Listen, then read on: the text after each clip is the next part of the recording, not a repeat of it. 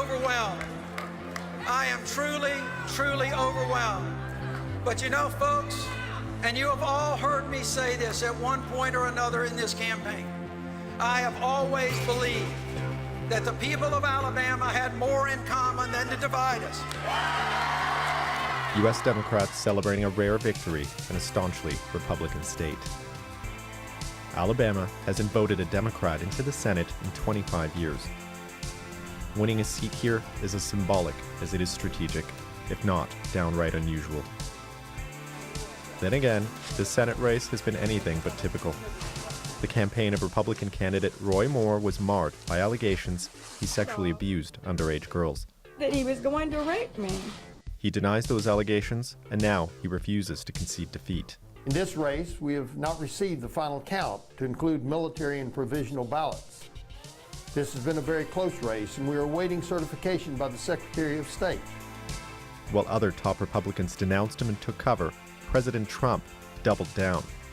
Jobs, jobs. So get out and vote for Roy Moore. Do it, do it.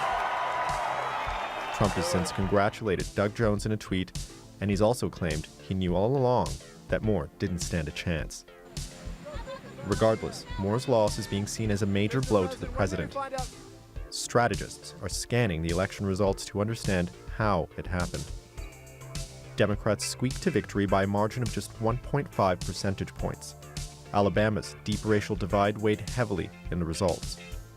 Doug Jones won 95% of the African-American vote, but just 27% of the white vote. He also made significant inroads among college-educated white voters. But it was the African-American turnout that helped him overtake Moore's margins in more white, rural communities.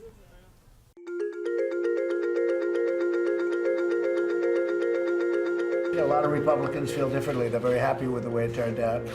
But I would have, as the leader of the party, I would have liked to have had the seat. I want to endorse the people that are running.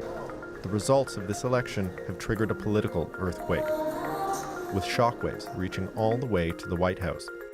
President Trump's unwavering support for Moore increased divisions within his Republican Party. The damage that's potentially done to the Republican machine is not yet fully understood. The loss in Alabama also narrows the Republican majority in the Senate to just one vote. That raises uncertainty over many of Donald Trump's legislative goals, most pressing of which his signature tax reform bill. The Tax Cuts and Jobs Act, as amended, is passed, which Republicans are now trying to rush through the Senate. Even more troubling for the party is the possibility that this election defeat is the beginning of an anti-Trump wave. If that's true, it could mean Democrats have a good chance of gaining control of the Senate in the 2018 midterm elections. That's a loathsome prospect for Republicans across the political spectrum.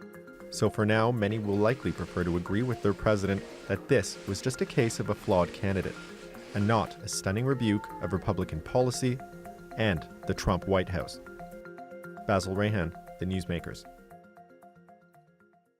Well, we're joined now from Clute, Texas by Ron Paul. He's a former congressman and three-time U.S. presidential candidate. From Little Rock, Arkansas, we have Jessica DeLoach. She's a Democratic political strategist. And completing our panel from Valley View, Texas, is John Gibson. He's a radio talk show host. I thank you all for joining us on the program. Ron Paul, let me begin with you. Have the Republicans thrown Alabama away because they decided to choose someone who was beset with sexual misconduct allegations, nostalgic for slavery, and that's just the beginning of it? Did they throw it away? Did the Republicans destroy themselves? I think it was a self-doing, but I think the basic problem is they wouldn't talk about the issues. They should have stuck with the issues, because allowing the media to build this big case of something that happened 40 years ago and let that to be the only thing in the event. As a libertarian, I didn't support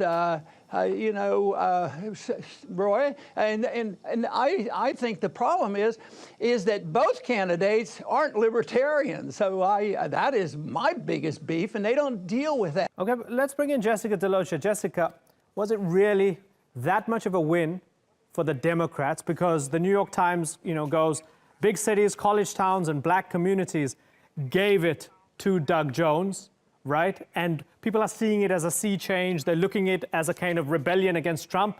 Was it really all of that? Or is it maybe just the fact that the Republicans had a really bad candidate?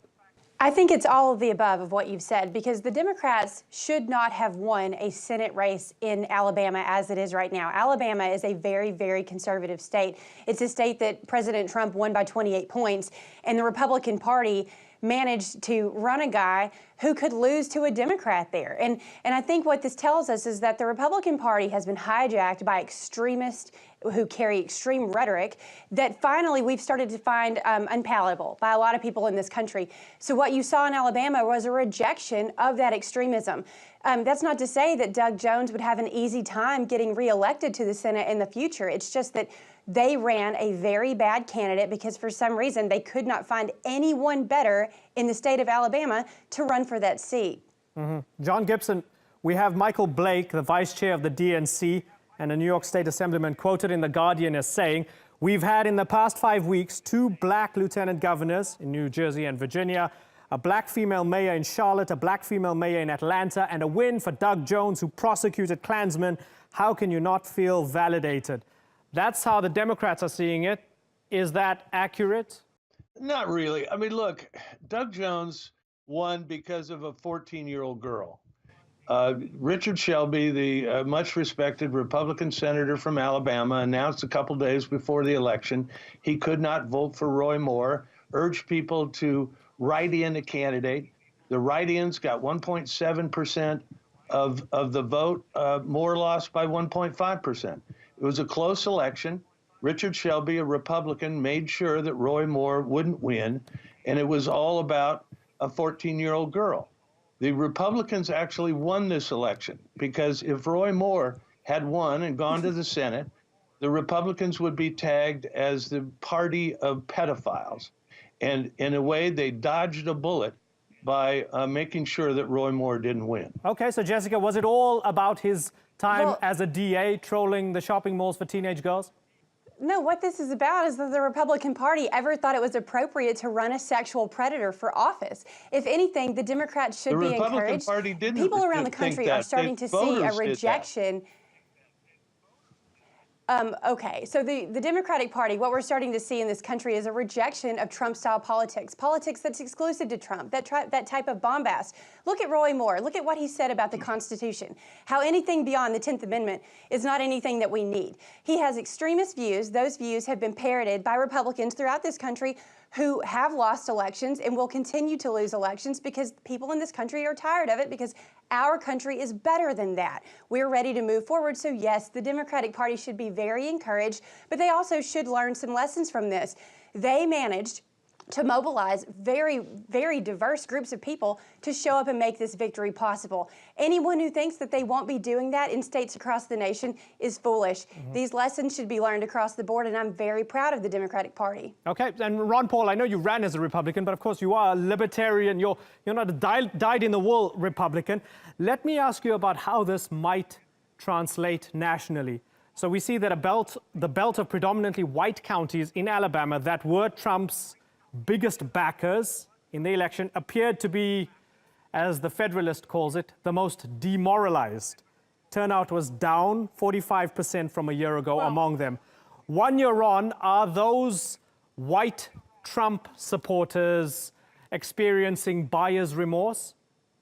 Well, what it's going to do is, and it's already done it, it has changed the tune and the tone of what goes on in our campaigns. The issues are unimportant, and if you can dig up something 40 years old and claim somebody's a sex predator and he's never been tried, never convicted, and just demagogue it, and it starts with the Republicans wanting to do it because they don't want somebody that they can't control. I've been there. I know what it's like to be independent-minded. Even though I am a libertarian, I voted closer to the Republican platform than anybody else, but they don't live up to that. They don't want independent-minded people. They couldn't control Roy Moore, and so therefore they had to find a reason. The people wanted somebody like that, so they had to destroy his character. Republicans started it. The Democrats chimed in. I think it has set the stage that this is going to go on for a long time, and probably about 2/3 of all the accusations will be totally false, and nobody will be able to defend themselves. Okay. And that is the real tragedy of where we've gone. But the reason this is the case is we're bankrupt and nobody has any of the answers. Okay, but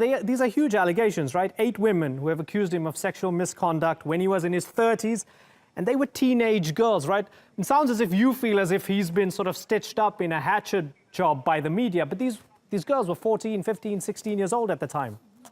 Well, coming forward is one thing, and it's a serious problem, but sometimes there's a lot of credibility loss that should be handled differently than politicians crucifying somebody in the news. This is what's happening. They cannot stand an independent-minded person. They will find something. There's a lot of imperfection. It's a horrible, horrible mess. It dramatizes what's wrong with our society, what's wrong with politics, and that's why a libertarian approach is quite a bit different. We don't get involved in that. We don't have to pick between two people who have no differences philosophically, and then it's a power struggle. And the Trump side of the Republican Party and the Roy Moore side of it was challenging the establishment of the Republican Party. That's what it's all about. Okay. It has and the other is just a camouflage to find a reason to get people to hate more. Jessica, the man's crucified by the media, according to Ron Paul. What do you think? Yes. I think that's a bit of an extreme way to look at it. First off, Roy Moore is not an idealist. And also, too, this just goes to show you how easy it is for men to dismiss women. How many women have to come forward before people start listening? I don't care how long ago it was. Also, guess what? The court of public opinion, which is what Roy Moore and any other politician is in, is where these decisions are made by the voters. Whatever is extended to him in a court of law is a separate situation. I am so tired of men being dismissive of women who have suffered at the hands of predators, and that is why Roy Moore got rejected by voters in Alabama. What have you got to say about Bill Clinton? Isn't it about time people like you spoke up about Bill Clinton? Yeah. Well, okay, people like me, I'm a 33-year-old female. When Bill Clinton was in office, I was a child. And also, too, I'm pretty sure that the Republican Party hauled him in and made an entire circus. If I'm taking what attitude? About women, listening to women? I have only ever been an advocate for people listening to women, so I don't need you judging me. Even an adult then, okay, this is a good time. Call out Bill Clinton. Look at all the Democrats who've gone down in this sexual harassment purge, if you want to call it. The Democrats appear to be trying to purge everybody out of their party guilty of sexual harassment so they can turn it against Donald Trump. Yes, remember what happened in '98? The Republicans tried to do this to Clinton, and it blew up in their face. Okay, John, give Jessica a chance to finish up. Okay, fair enough. You pose a question, Jessica. Go ahead. Yes, at what point will your party be accountable for the president that's currently in office who's had more than 16 women come forward and say that he's been predatory toward them? Don't talk to me about Bill Clinton until you can bring your... Voters voted him in. Until what? Until the voters vote him out? Yeah, and guess what? You guys had a trial. You put Bill Clinton on trial and left him in office. It's not a Republican So you're just being hypocrites. You're being hypocrites, and people are tired of it. People knew what these accusations because guess what? were. The Democratic Party is keeping their house clean. Is Al Franken in office anymore? No, he's leaving. No. But what say you for all of the predators and sexual harassers in your party? Okay, and I think we've had a whole lot of talk about sexual harassment here, and I hope you will find it comprehensive because I want to ask a question about demographics and minorities here. Let me go to Ron Paul, and I'll get each of your comments on this. Ron Paul, the fact that black voters supported Jones over Moore by a margin of 96% to 4%. Did that surprise you at all? No, I mean, racial politics has been going on a long time.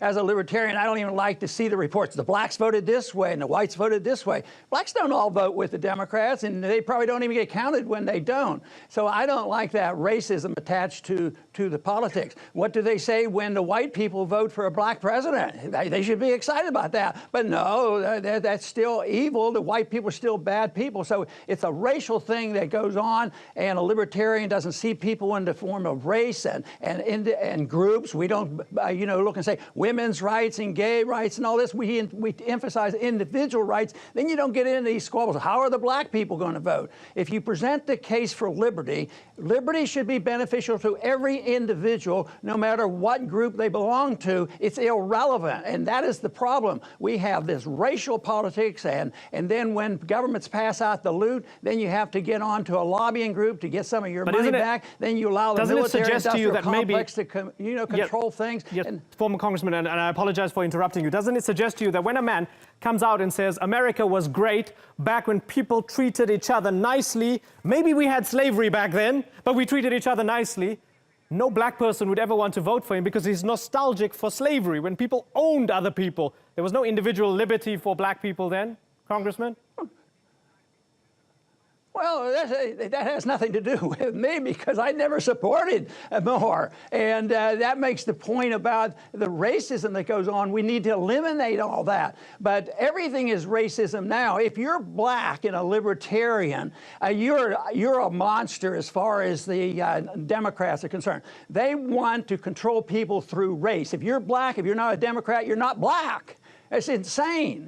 So people should be seen as individuals who have individual rights, and it's irrelevant to what group you belong to, and it shouldn't be, pushed this way by the politicians and by the special interest groups and also the media and everybody else. Everything is racial. Okay. And I, as a libertarian, see everything as individuals. That is the important issue. Okay, final 20 seconds each from Jessica and John Gibson. What does this mean moving forward? It's clearly big for Alabama. Jessica, is this big for the country? The fact that Doug Jones has won and the fact that Roy Moore has lost. I think it's big for the country, but I also know that Democrats should not take anything for granted. If you want to continue races, you need to learn valuable lessons about what it was that allowed the Democrats to get over the finish line in this race, what it will take to do this in other states. They need to win 2 more Senate seats to stop the Trump agenda so that we can have more balance in this country, and that is very, very important. So set aside a lot of the word salad that happened in this conversation about women.